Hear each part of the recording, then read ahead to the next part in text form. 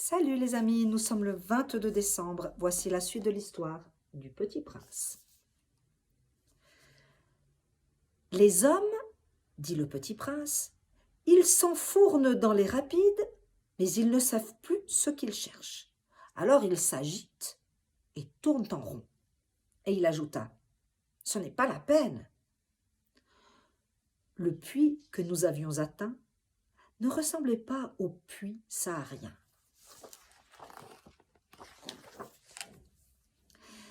Les puits sahariens sont de simples trous creusés dans le sable. Celui-là ressemblait à un puits de village. Mais il n'y avait là aucun village et je croyais rêver. « C'est étrange, dis-je au Petit Prince. Tout est prêt. La poulie, le seau et la corde. » Il rit, toucha la corde, fit jouer la poulie. Et la poulie gémit comme gémit une vieille girouette quand le vent a longtemps dormi. « Tu entends ?» dit le Petit Prince. « Nous réveillons ce puits et il chante. » Je ne voulais pas qu'il fît un effort. « Laisse-moi faire, lui dis-je, c'est trop lourd pour toi. » Lentement, je hissai le seau jusqu'à la margelle. Je l'y installai bien d'aplomb. Dans mes oreilles durait le chant de la poulie et, dans l'eau qui tremblait encore, je voyais trembler le soleil. « J'ai soif de cette eau-là, » dit le Petit Prince. « Donne-moi à boire. » Et je compris ce qu'il avait cherché.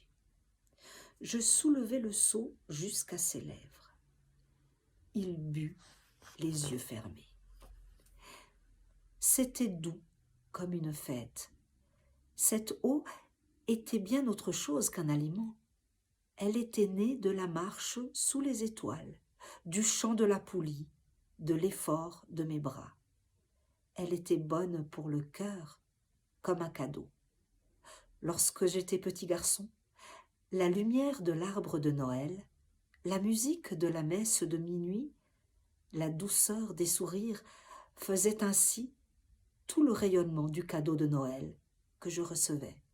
« Les hommes de chez toi, dit le Petit Prince, cultivent 5000 roses dans un même jardin, et ils n'y trouvent pas ce qu'ils cherchent. »« Ils ne le trouvent pas, répondis-je, et cependant ce qu'ils cherchent pourrait être trouvé dans une seule rose ou un peu d'eau. »« Bien sûr, répondis-je. » Et le Petit Prince ajouta, « Mais les yeux sont aveugles. Il faut chercher avec le cœur. » J'avais bu, je respirais bien. Le sable, au lever du jour, est couleur de miel. J'étais heureux aussi de cette couleur de miel. Pourquoi fallait-il que j'eusse de la peine ? « Il faut que tu tiennes ta promesse, » me dit doucement le Petit Prince, qui, de nouveau, s'était assis auprès de moi.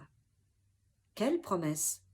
Tu sais, la muselière pour mon mouton. Je suis responsable de cette fleur. » Je sortis de ma poche mes ébauches de dessin. Le Petit Prince les aperçut et dit en riant, « Tes baobabs, ils ressemblent un peu à des choux. » Oh, moi qui étais si fier de mes baobabs. Et ton renard, ses oreilles, elles ressemblent un peu à des cornes, elles sont trop longues. Et il rit encore.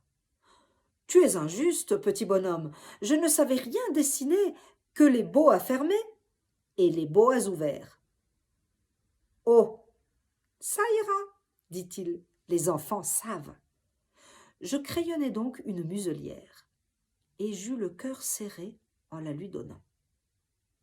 « Tu as des projets que j'ignore. » Mais il ne répondit pas. Il me dit, « Tu sais, ma chute sur la terre, c'en sera demain l'anniversaire. » Puis, après un silence, il me dit encore, « J'étais tombé tout près d'ici. » Et il rougit. Et de nouveau, sans comprendre pourquoi, j'éprouvais un chagrin bizarre.